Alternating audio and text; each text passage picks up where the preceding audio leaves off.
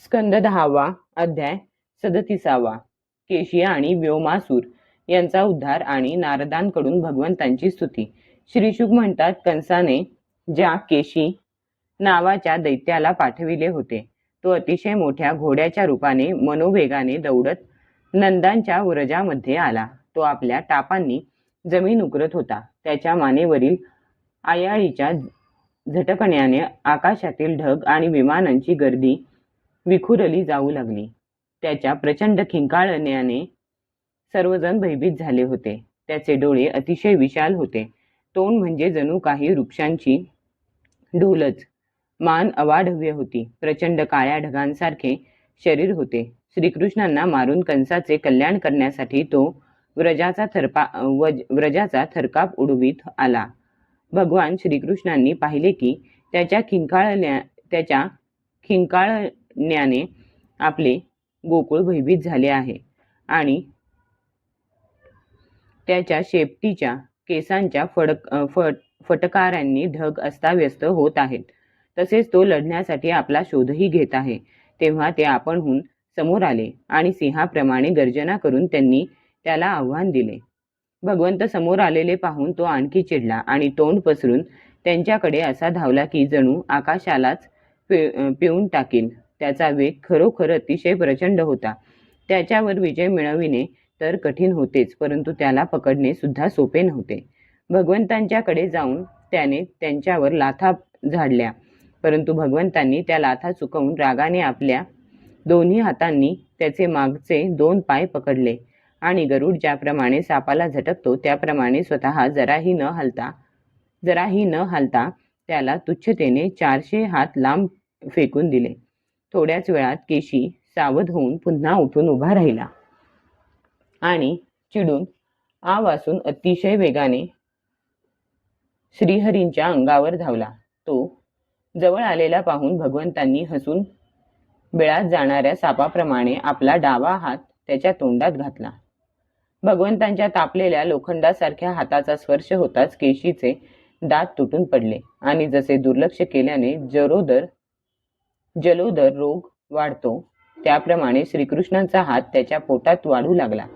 श्रीकृष्णांचा हात त्याच्या शरीरात जसजसा वाढू लागला तसा त्याचा श्वासोच्छवास मार्ग बंद झाला. आता तो लाथा झाडू लागला. घामाने त्याचे शरीर डबडबले. डोळ्यातील बुबुळे उलटी झाली आणि तो लीद टाकीत गतप्राण होऊन जमिनीवर पडला. त्याचे निष्प्राण शरीर जमिनीवर आपटताच पिकलेल्या चिबडासारखे फुटले. महाभाऊ श्रीकृष्णांनी त्याच्या तोंडातून आपला हात सहज ओढून काढला. विनासायास शत्रूचा नाश केला.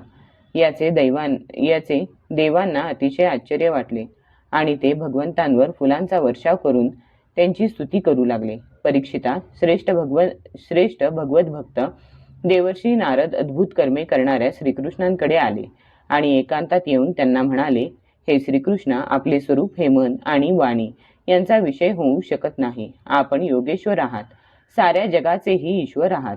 आपण सर्वांच्या हृदयात निवास करता आणि सगळे आपल्या ठिकाणी निवास करतात. हे प्रभो, आपण यदुवंश शिरोमणी आहात. जसा एकच अग्नी सर्व लाकडांमध्ये व्यापून असतो तसेच आपण एकटेच सर्व प्राण्यांचा आत्मा आहात. आत्मरूपाने असूनही आपण स्वतःला झाकून ठेवता. पंचकोश रूप गुहेच्या आत राहता. आपण पुरुषोत्तम, सर्वांचे नियंते आणि या सर्वांचे साक्षी आहात. प्रभो, आपण सर्वांचे अधिष्ठान आणि स्वतः मात्र स्वतःचेच अधिष्ठान आहात.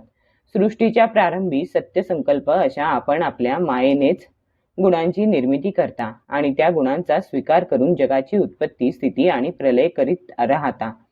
तेच आपण राजांच्या रूपात असणाऱ्या दैत्य प्रमथ आणि राक्षसांचा विनाश करण्यासाठी तसेच धर्ममर्यादांचे रक्षण करण्यासाठी अवतीर्ण झाला आहात. आपण सहजपणे घोड्याचे रूप घेऊन राहिलेल्या या केशी दैत्याला मारलेत. ही अतिशय आनंदाची गोष्ट आहे. त्याच्या केवळ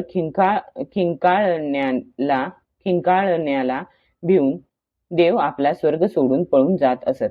हे प्रभो, आता मी परवा आपल्या हातून चाणूर, मुष्टिक, अन्य पहिलवान, कुवलया पेड, हत्ती आणि कंस यांना सुद्धा मारलेले पाहिन.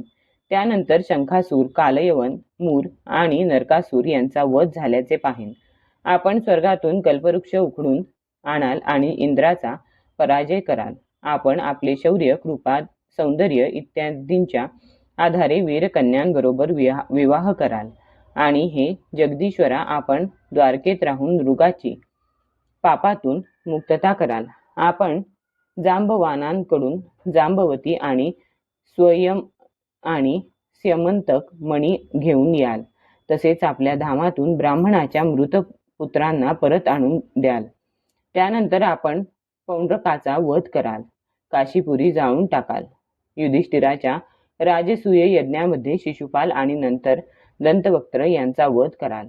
प्रभो, द्वारकेत निवास असताना आपण जे आणखी पुष्कळ पराक्रम कराल की ज्यांचे भविष्यामध्ये पृथ्वीवरील ज्ञानी पुरुष वर्णन करतील, ते सर्व मी पाहीन.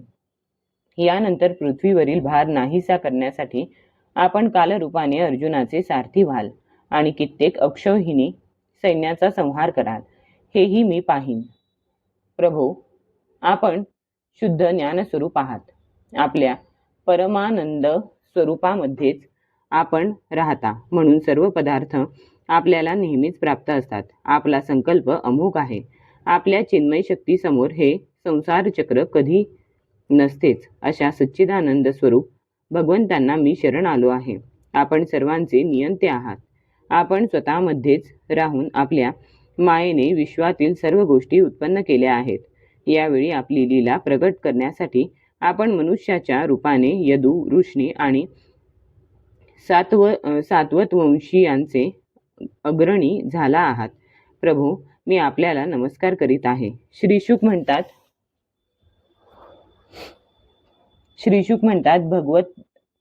भगवत दर्शनाने आनंदित झालेल्या भगवत भक्त देवर्षी नारदांनी अशा प्रकारे भगवंतांची स्तुती करून त्यांना प्रणाम केला. त्यानंतर त्यांची आज्ञा घेऊन ते तेथून निघून गेले.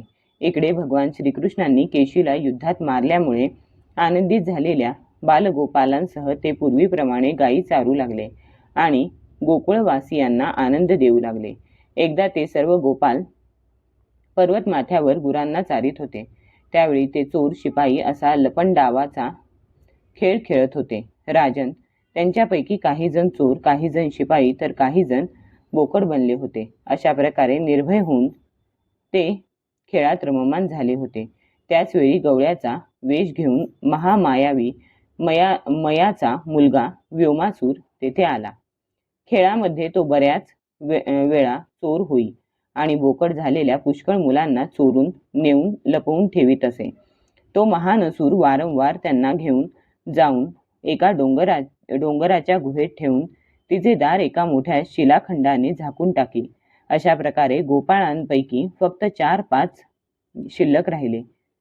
भक्तरक्षक भगवंतांनी त्याची ही चाल ओळखली.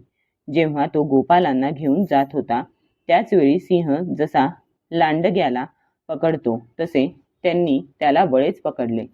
बलवान व्योमासुराने एखाद्या पहाडाप्रमाणे आपले खरे रूप प्रकट केले आणि स्वतःला सोडवून घेण्याचा प्रयत्न केला. परंतु भगवंतांनी पकडल्यामुळे कळवळणारा तो स्वतःला सोडवून घेऊ शकला नाही. तेव्हा श्रीकृष्णांनी आपल्या दोन्ही हातांनी जखडून टाकून त्याला जमिनीवर पाडले आणि एखाद्या पशुप्रमाणे त्याचा गळा दाबून त्याला मारले. देवता विमानात बसून त्यांची ही लीला पाहत होते. नंतर श्रीकृष्णांनी गुहेच्या तोंडाशी लावलेला शिलाखंड फोडला आणि गोपाळांना त्या अडचणीतून बाहेर आणले. तेव्हा देव आणि गोपाळ यांची स्तुती